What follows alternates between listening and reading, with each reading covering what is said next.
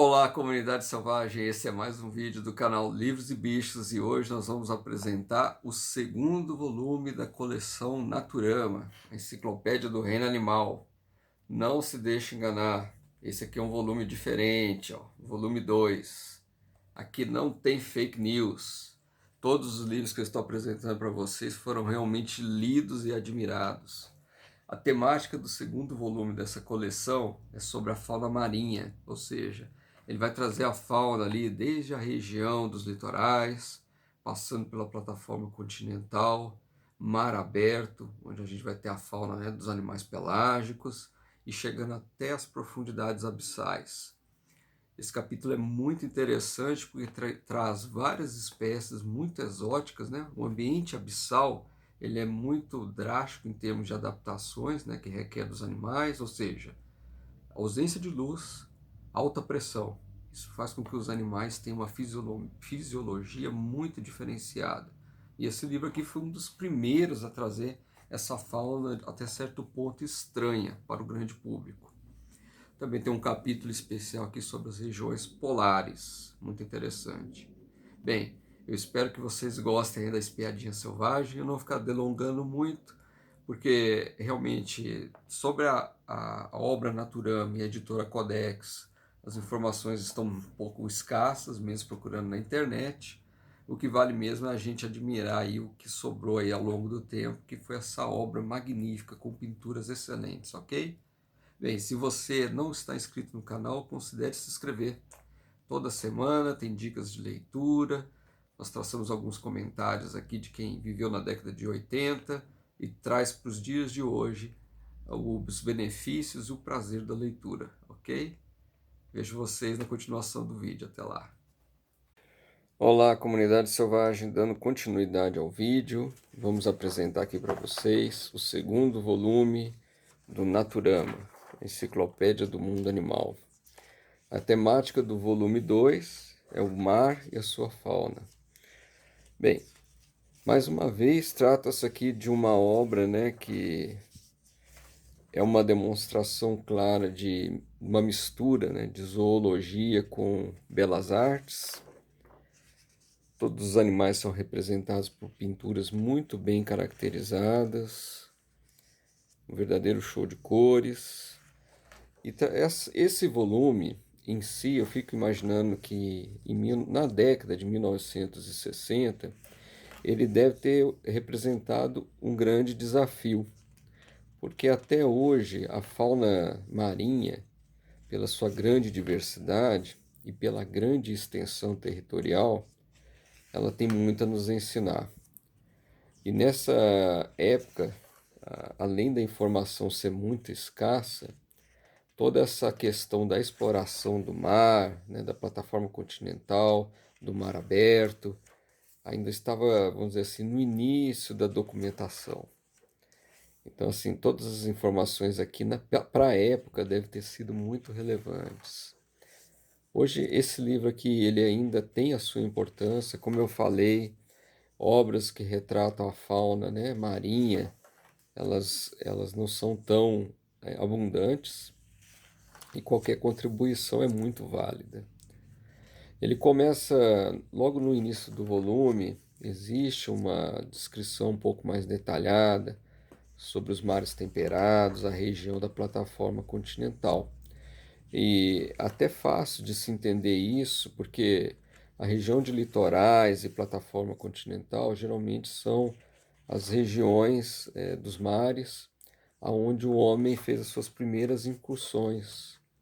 Então é uma fauna que o homem tem mais acesso, vamos dizer assim, é de acesso mais fácil e é mais fácil de catalogar. Aqui também tem um capítulo tratando sobre águas tropicais. Mais uma vez nesse volume, como nos demais, vai ser constante a apresentação, né, de panoramas em meia página ou de página completa, pegando espécies de várias regiões. A retratação dos peixes aqui é muito fidedigna, é um trabalho muito bem feito. A gente percebe que, além, né, dos artistas imprimirem o seu talento nas pinturas, com certeza Eles tiveram acompanhamento ali dos cientistas e dos estudiosos. Esse capítulo aqui, gente, trata da fauna das regiões abissais. Isso daqui, durante um bom tempo, foi a última fronteira aí para os cientistas descobrir as espécies. Como vocês podem ver, a aparência de muitos peixes aqui é bem sólida, porque eles vivem um ambiente realmente muito extremo, né? Com alta pressão, sem luminosidade. Então as espécies têm que se adaptar a um regime muito drástico, muito diferenciado. É comum nas regiões abissais, né? Temos espécies de lulas com pontos luminosos, assim como os peixes. Aqui, como eu falei, tem um capítulo dedicado à plataforma continental. Muito provavelmente foi, né, depois dos litorais, a fauna com que os homens, né, da ciência tiveram mais contato, porque é realmente a região mais acessível dos mares, né, para você investigar por navios, por equipamentos não tão sofisticados de mergulho. Como não poderia deixar de ser, a representação de peixes aqui nesse volume é bem vasta. Mas tem outro ponto positivo para a obra. A representação dos outros filos, das outras classes, também é bem extensa. Nós temos aqui uma representação muito boa de moluscos. Também tem de crustáceos, tem alguns espongiários, selenterados, que torna assim essa obra aqui digna de nota. Essa página aqui, por exemplo, é toda dedicada aos moluscos. Aqui um exemplo de verme anelídeo. Então é uma obra que nos dá uma visão geral, né, de como que é a diversidade da fauna marinha. Essa página aqui, ó, rica em equinodermos, com exceção aqui da ostra, que é um molusco. A diversidade de espécies, né, nos fascículos do Naturama, ela é muito boa. Para quem quer ter uma visão geral do reino animal e dos ambientes, é uma obra recomendável. E não podemos nem falar que ela está muito datada, porque o forte dela é falar sobre etologia, né, o comportamento dos animais e características dos ambientes. Isso, né, não se fica datado facilmente ao longo do tempo.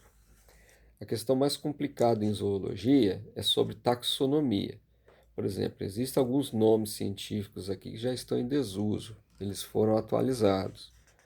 Mas nem por isso essa obra aqui, ela deixa de ser interessante, né? Pelas informações, pela representação dos animais em si. Aqui é interessante, ó. Isso aqui é uma postura de uma sépia. Esse animalzinho aqui, ó, que é parente da lula. Representações aqui de peixes típicos de águas rasas. A vida no meio dos corais. Os corais sempre foram caracterizados, né, por ser um ambiente marinho extremamente diversificado e com espécies de peixes muito coloridas. Aqui tem um panorama de espécies típicas de regiões coralíferas. Os corais também são muito ricos na fauna de moluscos. As conchas mais coloridas geralmente são encontradas em recifes de coral. Esse capítulo também é interessante porque foi o Naturama foi uma das primeiras obras do grande público a trazer a fauna aí das regiões polares, a representação das focas, dos pinípedes, um panorama aqui da região polar, das regiões polares, na verdade. Aqui ele fez uma pequena mistura aqui de espécies, né, da região do Ártico e da região ali da Antártida. Mas não tira o brilho da obra de forma alguma. Ele, na verdade, tratou as regiões polares em conjunto, porque, vamos dizer assim, o ambiente, as dificuldades que os animais têm que passar no ambiente de baixa temperatura são muito parecidas nos dois polos. Aqui tem um capítulo muito interessante da relação do homem com o mar. Traz aqui um prospecto das primeiras espécies que o homem identificou no mar ou que hoje em dia elas são exploradas comercialmente. Eu espero que vocês tenham gostado de mais essa espiada selvagem, uma olhadinha por esse documento histórico da zoologia. Compartilhe o vídeo e vejo vocês na próxima semana. Até lá!